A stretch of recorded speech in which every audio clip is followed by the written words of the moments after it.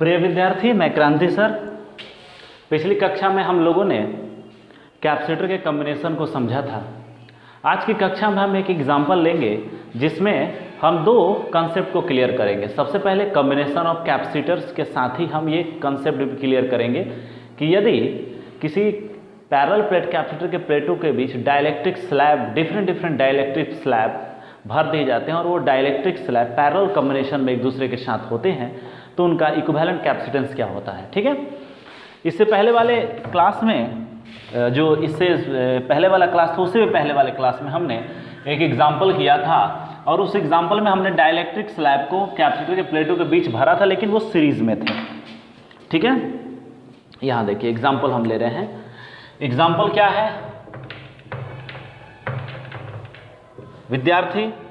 एक parallel plate capacitor है। हमने एक पैरेलल प्लेट कैपेसिटर ले लिया है और इस कैपेसिटर के प्लेटों का क्रॉस सेक्शन एरिया A है। ओके, यहां पर मैंने दिखाया, और प्लेटों के बीच का जो डिस्टेंस है उसको मैंने लिया है स्मॉल d से डिनोट किया गया है। ओके, प्लेटों के बीच हम डाइलेक्ट्रिक मटेरियल के दो स्लैब रख रहे हैं। एक ये फर्स्ट स्लैब हो गया, ओके, जिसका डाइलेक्ट्रिक कांस्टेंट K1 है। इस स्लैब की जो चौड़ाई है वो आपको D है, लेकिन इसकी जो मोटाई है वो D नहीं है, बल्कि वो क्रॉस सेक्शन एरिया के आधा है। ठीक है, यहाँ देखिए एक दूसरा डाइलेक्ट्रिक मटेरियल मैंने यहाँ भरा। ठीक है, इस प्रकार से आप देखिए इसको, और इस डाइलेक्ट्रिक मटेरियल का जो कांस्टेंट है वो कितना है? K2 है। ये कितना है? K1 है। ठीक है, अब इसका इक्विवेलेंट कैपेसिटेंस आपको क्या करना है? निकालना है। ठीक है, तो यहाँ ये जो प्रॉब्लम है उसमें दो कंसेप्ट आपके लागू होंगे। एक पहला तो डाइलेक्ट्रिक मटेरियल भर देने पर कैपेसिटेंस पर क्या प्रभाव पड़ता है, और दूसरा जो आपका कंसेप्ट लगेगा वो है कि यहाँ डाइलेक्ट्रिक स्लैब जो है वो पैरेलल में एक दूसरे के साथ जुड़े हुए हैं। ठीक है, गौर करते हैं। आप अगर इस प्लेट पर आ रहे हैं जो लेफ्ट प्लेट है तो यहाँ पोटेंशियल कितना होगा? V0, और राइट प्लेट पर जा रहे हैं तो पोटेंशियल कितना होगा? 0, क्योंकि राइट प्लेट निगेटिव टर्मिनल से जुड़ा है और लेफ्ट प्लेट जो है पॉजिटिव टर्मिनल से जुड़ा हुआ है। तो इसका मतलब है कि इस कैपेसिटर्स के जो दो डाइलेक्ट्रिक स्लैब हैं इन दोनों पर पोटेंशियल सेम है। दोनों जो है वो D डिस्टेंस पर, प्लेटों के बीच D डिस्टेंस तक फैले हुए हैं। लेकिन आप यहाँ देखिए कि फर्स्ट डाइलेक्ट्रिक कांस्टेंट का जो एरिया है, क्रॉस सेक्शन एरिया है, वो कैपेसिटर के प्लेटों के क्रॉस सेक्शन एरिया का आधा है। मतलब इसका जो क्रॉस सेक्शन एरिया है वो A/2 है, और सेकेंड का भी क्रॉस सेक्शन एरिया जो है वो कितना है? A/2 है। ठीक है, जैसे यहाँ पर मैं आपको दिखा रहा हूँ, जैसे ये डस्टर हो गया, तो अगर आप ये डाइलेक्ट्रिक स्लैब हो गया और ऐसे दो डस्टर एक दूसरे के साथ रखते हैं और ये पैरेलल प्लेट कैपेसिटर का आपको ये पैरेलल प्लेट यहाँ पर आप एग्जांपल के तौर पर देखिए, ये डाइलेक्ट्रिक स्लैब हो गया और ये एक डाइलेक्ट्रिक स्लैब है। तो इसका जो सरफेस एरिया है या क्रॉस सेक्शन एरिया है वो कितना होगा? पूरे प्लेट के क्रॉस सेक्शन एरिया की अपेक्षा आधा होगा, और ये कितना होगा? आधा होगा। ठीक है, तो यहाँ पर आप देखिए कि आप इस प्रॉब्लम्स को तोड़ सकते हैं दो भागों में। देखिए कैसे, आप कल्पना कीजिए, क्योंकि ये रियल में तो सही नहीं है, रियल में सही हम कह रहे हैं, मतलब फिजिकली तो ऐसा है नहीं, ये मैथमेटिकली ऐसा व्यवहार करेंगे जैसे चित्र में मैं इनको दिखा रहा हूँ। ये देखिए, ये हो गया A/2 क्रॉस सेक्शन एरिया का प्लेट, और इस प्लेट के बीच में हमने भर दिया डाइलेक्ट्रिक मटेरियल, और ये डाइलेक्ट्रिक मटेरियल जो है इसका कांस्टेंट जो है वो कितना है? K1। ये जुड़ा हुआ है V0 पोटेंशियल से। देखिए यहाँ पर जुड़ा हुआ है। साथ ही यहाँ आप देखिएगा, साथ ही हम थोड़ा सा इसको ऊपर दिखा दे रहे हैं।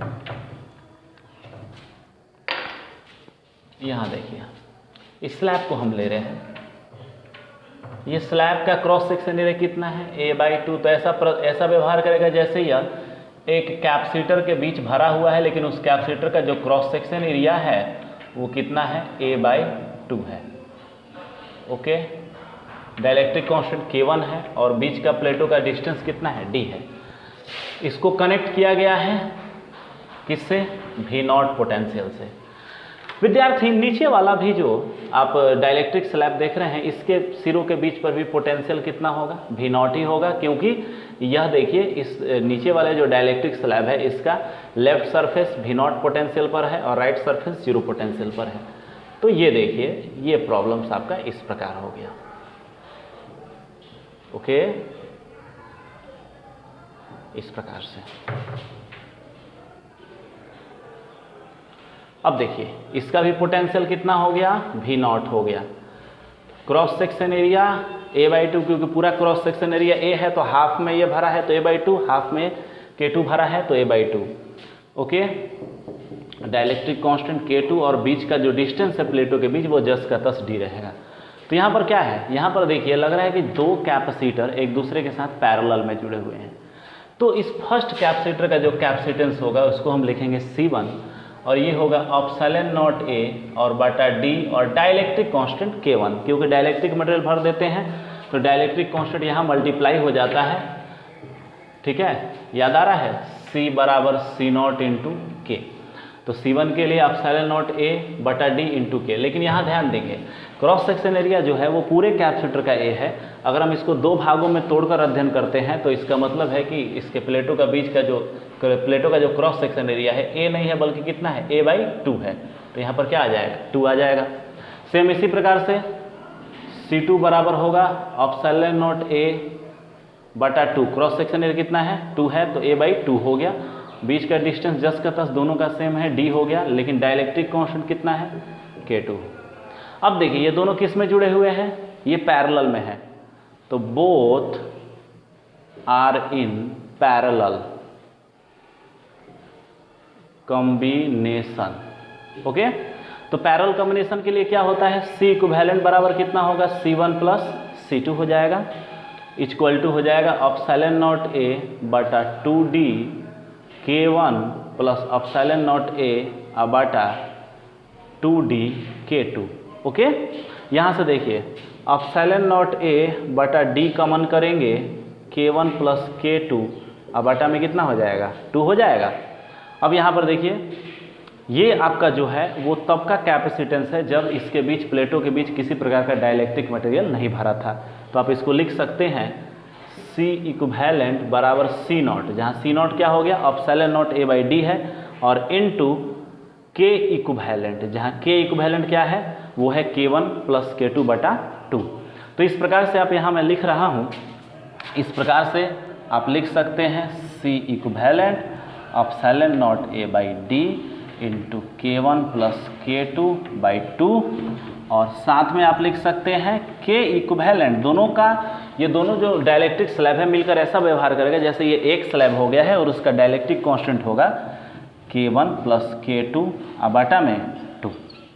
विद्यार्थी आपको याद आ रहा होगा हमने पहले आपको पढ़ाया है इसी लेक्चर इसी सीरीज में हमने आपको पढ़ाया है। उम्मीद है हमको करते हैं कि लेक्चर नंबर 13 में मैंने आपको, या 14 में, लेक्चर नंबर 14 में मैंने आपको पढ़ाया होगा कि अगर पैरेलल प्लेट कैपेसिटर के बीच में इस प्रकार से डाइलेक्ट्रिक स्लैब भरे थे, याद आ रहा है?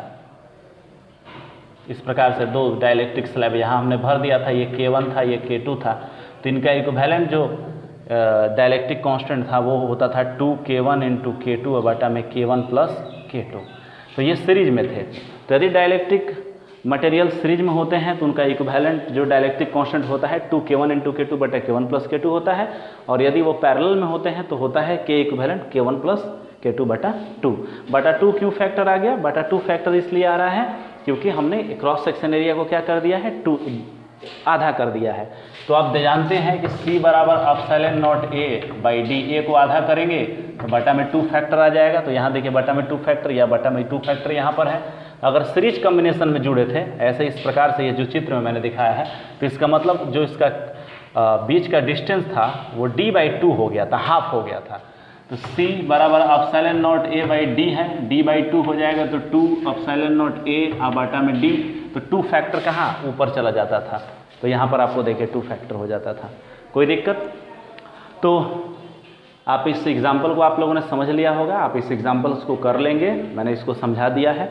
और ये सबसे कुछ इस तरह का एग्जाम्पल हुआ आपके एनसीईआरटी के पॉइंट ऑफ व्यू से। ठीक है, आप एनसीईआरटी के प्रॉब्लम्स को देखिएगा, जो प्रॉब्लम्स आपको बनेंगे वो बनाएगा, नहीं बनेंगे तो हमसे बताएगा। ठीक है, एक और टॉपिक है जिस पर हम डिस्कशन करेंगे अगली वीडियो में, और उसमें हम ये देखेंगे कि यदि हम 2 या 2 से अधिक कैपेसिटर्स को, 2 कैपेसिटर को मुख्यतः, क्योंकि इंटर में 2 कैपेसिटर के लिए आपको पढ़ना है, 2 कैपेसिटर को यदि आप एक दूसरे के साथ चार्ज करके कंबाइन करते हैं तो ऊर्जा जो होती है, उसका जो ऊर्जा का रीडिस्ट्रीब्यूशन होता है वो किस प्रकार होता है, और ऊर्जा लॉस होती है या ऊर्जा बढ़ती है, इसके बारे में हम स्टडी करेंगे। Okay, thank you.